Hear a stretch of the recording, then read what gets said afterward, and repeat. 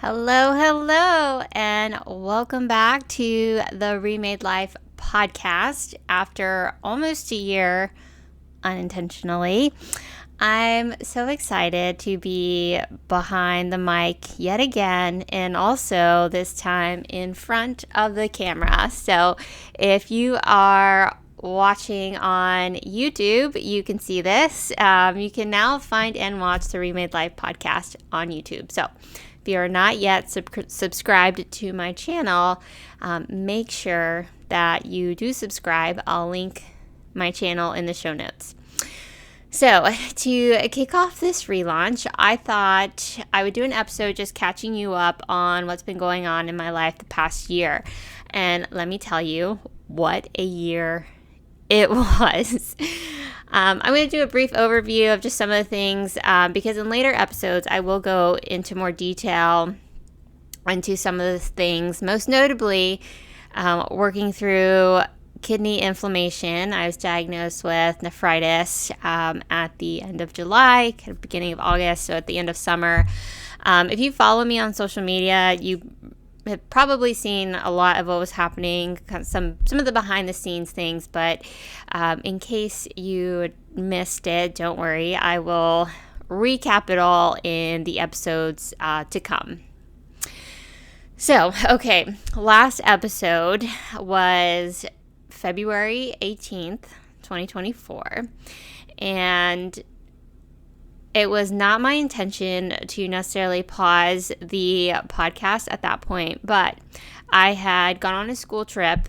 I was still in massage therapy school, and I was gone for a week at a championship event for swimming and diving, and we were there to support the athletes, and it was such a fun event, but it was really long days, and the whole experience was great, honestly. I had a lot of fun. I learned a lot, but in the end, it was just a lot of strenuous work for me. And remember, at the time, I was off of medication, and I think just the amount of physical work and just being outside of my normal environment, the food was different. I did not sleep as much.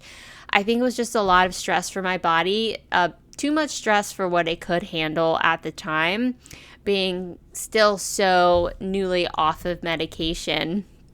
So after I got back from the event, a couple days later, I just woke up and I could not move. And immediately I was like, oh my gosh, like I knew it was a flare-up because I remember feeling that kind of pain when I was 16. And for those of you that have experienced autoimmune disease and have experienced the pain that comes with it, you know it is like this very distinct pain.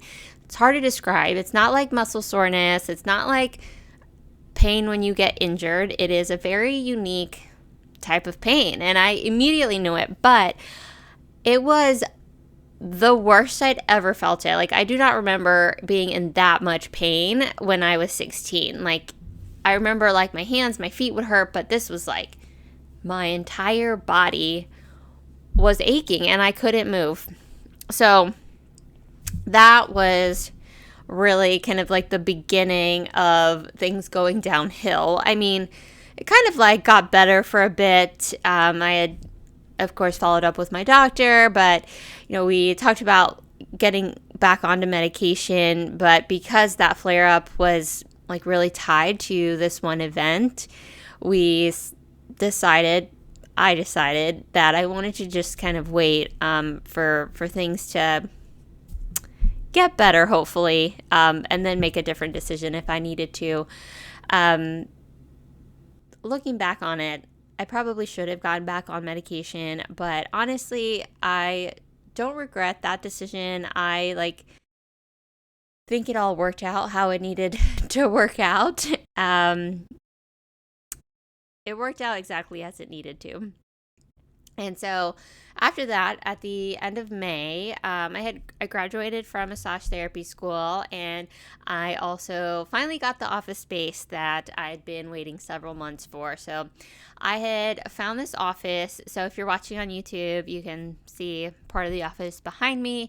And I had found this office space in January of last year, but I couldn't lease it at the time. I was still in school and I definitely did not have my license yet. So I waited and I waited and I prayed that this office space would be mine because it was just like this perfect blend of all the things that I do for massage therapy, movement therapy, virtual personal training, and of course recording the podcast. All the creative things I do outside of like my technical skills. So even though I didn't have my license yet, I did go ahead and lease it at the beginning of June. And the office manager, she's really great. She actually let me move in like a week early. So technically I moved in like at the end of May. So that was really fun, but at the same time, I was like, oh my gosh, what did I get myself into? But I just really wanted to hope that everything would be fine. And like, so far, it's like working out great. I really love being here. And that was one of the things that I really wanted in an office space, was to know that I felt like I was at home. So that happened at the beginning of June. And then my husband and I celebrated our 5-year anniversary. We went to Banff, Canada, and that is such a gorgeous place. If you've not had a chance to visit, highly recommend. And I keep telling myself that I need to go back and look at all the videos and photos from that trip, because unfortunately, much of that trip was just like masked by the pain that I was experiencing. I had a pretty big pain flare up while we were in Canada. And initially I was like, is it because we're at like high altitude? Is it like the plane? I don't know what happened. I knew that something like wasn't right because I was having a lot of pain in my feet and in my knees. And in the past, when I had gotten pain flare-ups, I would mostly feel it in my upper body, like my shoulders, hands, fingers, but not really in my like hips, knees, or feet, like in the lower body. And so I knew something like wasn't right, but I just couldn't really like figure out what it was. And looking back on it, I probably should have like considered kidney inflammation or a relationship to the kidney, because kidneys most often refer to the lower extremities, most notably like ankles and feet. It just didn't occur to me at the time. But when we got back from Canada, I had contacted my doctor, and he just sent me like a 2-week prescription for prednisone, and things got a little better, but not really. But in that meantime, I also took my licensing exam for massage therapy, and I passed. So that was really exciting. Remember just being so nervous, and but I found out immediately that I passed. So it was like such a huge relief, and I could finally submit my application for licensing to the North Carolina Board of Massage Therapy. So I had to first pass my licensing exam and then submit an application for approval to get my license. That they said that could take up to 60 business days, so like almost 3 months. So here I was with my office and potentially no clients for 3 months. And so it was at this point July, and I was just waiting on getting my license approved. July was a really big month because that was the month that I, 1, officially hit the 1-year mark for being medication free.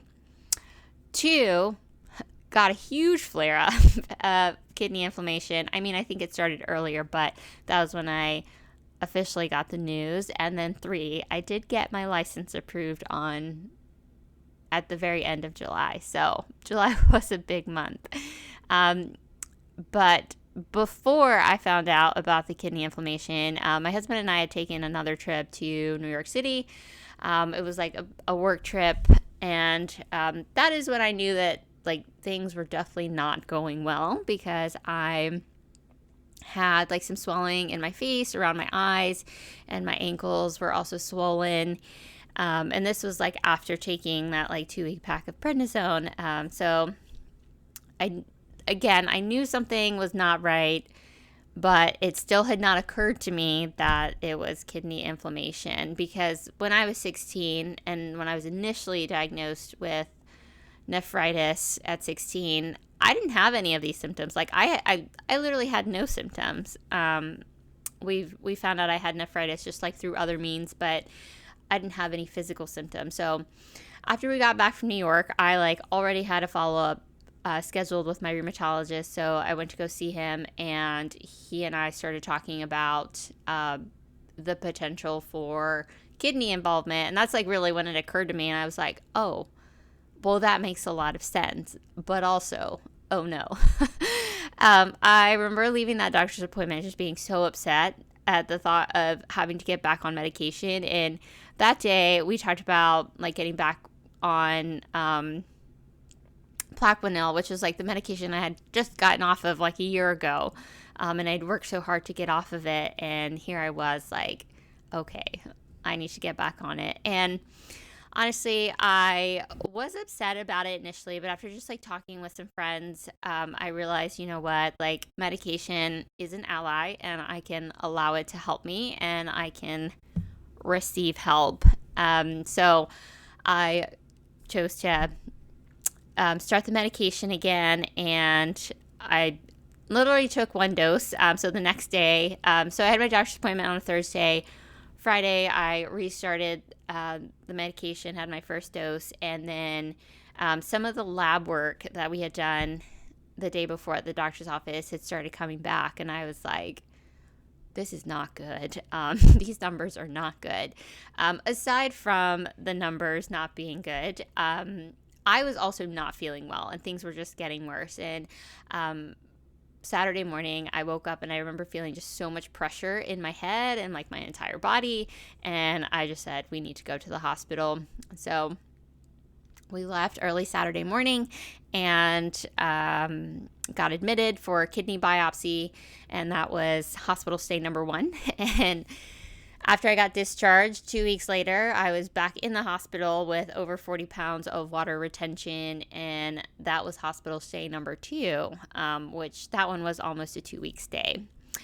I'll go over all the details as to like why everything happened the way that it did, why I had 2 hospital stays. I don't want this episode to get too long, and we all know that once I get the mic, I start talking. So I want to be mindful not to get into what will be another episode. But essentially, I spent all of August in the hospital and unable to move from my couch, like once I was home.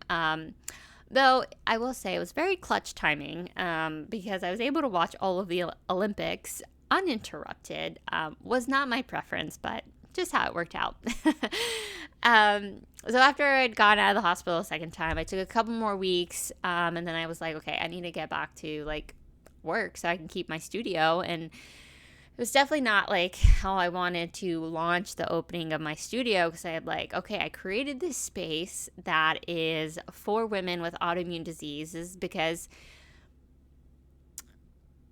when you have an autoimmune disease, there's no like autoimmune disease doctor. Like you usually go to the doctor, like the specialist for whatever organ involvement you have. And so a lot of times, like you just get like passed around to all these different doctors, and you don't really feel like you have a doctor home. So that is what I wanted this space to be, is a place that is for women with autoimmune disease to like feel like they have a home, a place to land and rest and explore, their health and their body, and how to restore health and wellness to their body. So launching this studio while having one of the worst flare-ups of my life. So I really only have had 2. When I was diagnosed 16-ish years ago, and the recent one. So it was definitely not how I wanted to launch my my studio, but that is how it happened. And actually the day after I gotten out of the hospital the first time, that was when my license was approved, which was right at the end of July, as I mentioned earlier. So it actually didn't end up taking as long as I thought it would. It was really just like a little over a month after I had submitted it. So I still wasn't really able to work in like September or August, September. And so it wasn't until like the end of September and early October that I started seeing clients here at Remade Wellness, the studio. I need to do like a more official launch, but anyways, bit of a rocky start, but thanks to the angel of an office manager, as I mentioned earlier, she's wonderful. I was able to just work things out to be able to keep my office, and I'm so thankful for it because, like I said, I really love this space. So, meanwhile, while all of this was happening, I was also doing business coaching with Missy Bunch, and I remember we did one of my coaching calls while I was in the hospital, and I chose to do that because I was just so bored and I needed to like feed my creative brain. We were working on launching my ebook, Unlocking Your Body's Secrets, a guide to understanding your emotions and healing chronic symptoms.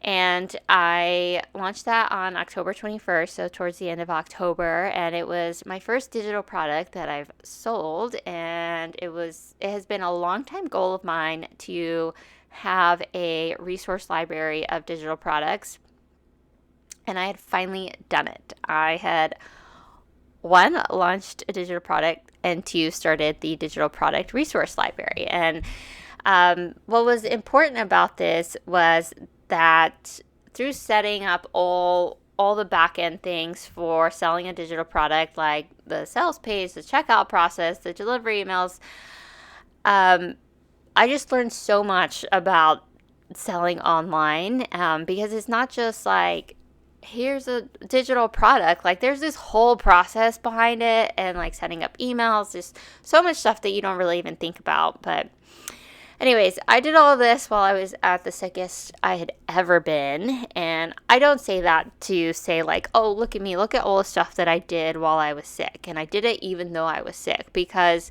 I've been there and I've done that in that place of like dissociation, of like disregarding my illness and just working to prove that I am still worthy and I am still capable.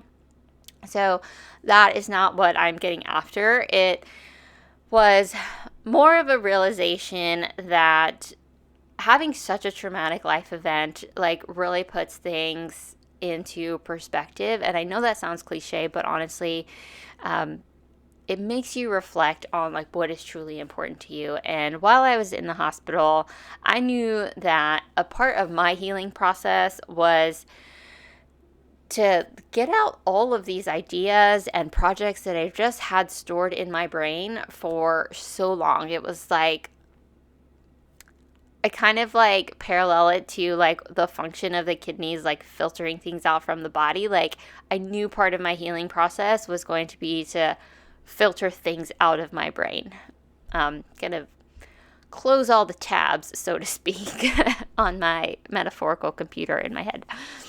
So I had launched that ebook, and about 6 weeks after that, I also launched Remade Strong Foundations, which is an 8-week strength training program designed for individuals with autoimmune disease.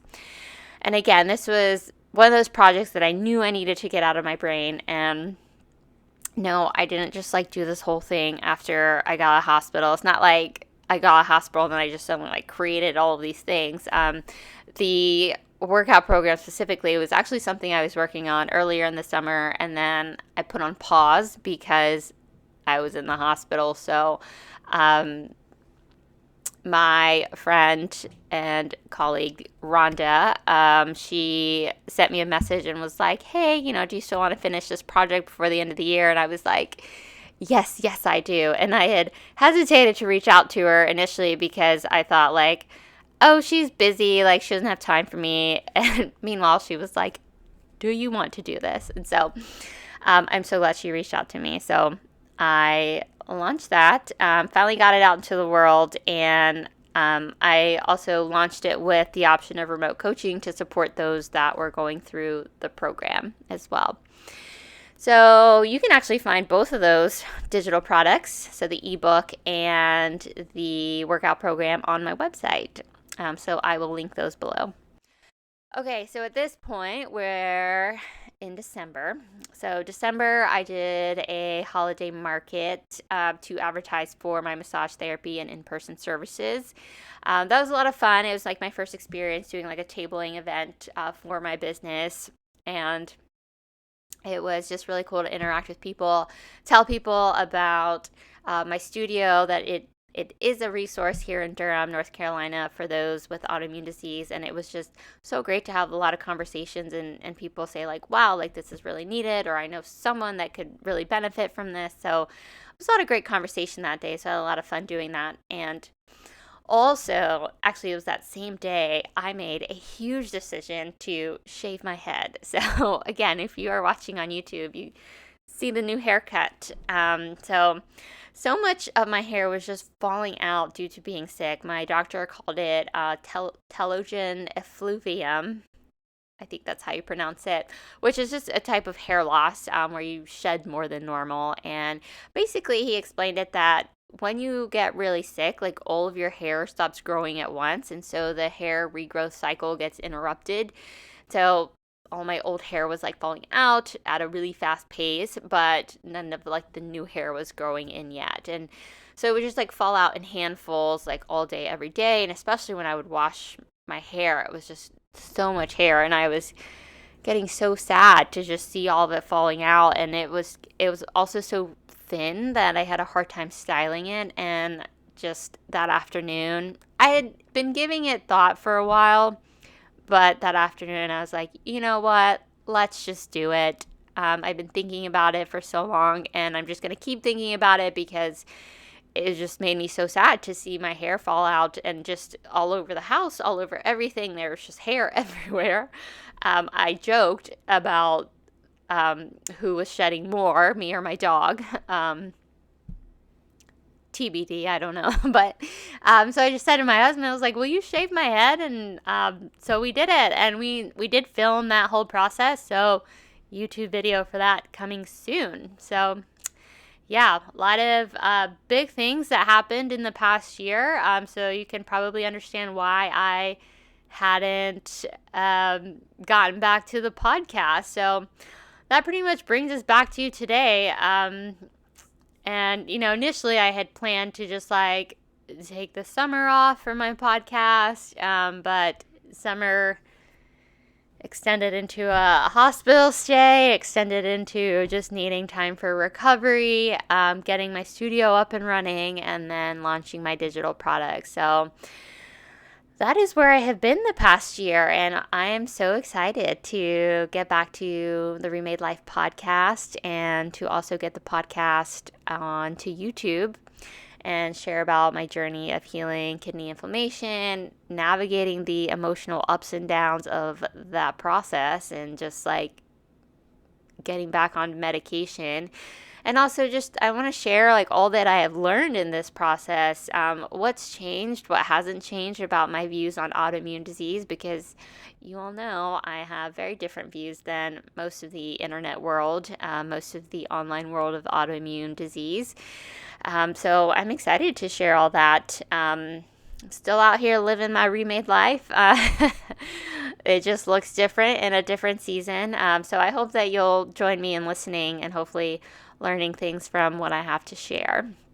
So I'm going to be doing things a little bit different this time around. Instead of doing a weekly podcast like I was doing before, I'm going to take things a little bit slower, and I'll be publishing an episode like every other week, and then take some breaks in between the seasons. So whether you are a long-time listener or whether you are a new listener, I was going to say that throughout the past year, I've been still getting like email updates about downloads. So honestly, I know that you all are listening. I know that this resource is helpful for people because even though I wasn't publishing new episodes, I was still getting downloads. So honestly, I'm so honored that so many of you care to listen. And I hope that you're excited that the Remade Life podcast is back, because I'm so excited. I'm excited to share this with you all. So with that, I will officially announce that the Remade Life podcast is back on. And I'm excited to share so much more with you. So for now, I will leave it at that. Thank you all for listening and rejoining me here at the podcast. So until next time, my friends, be well.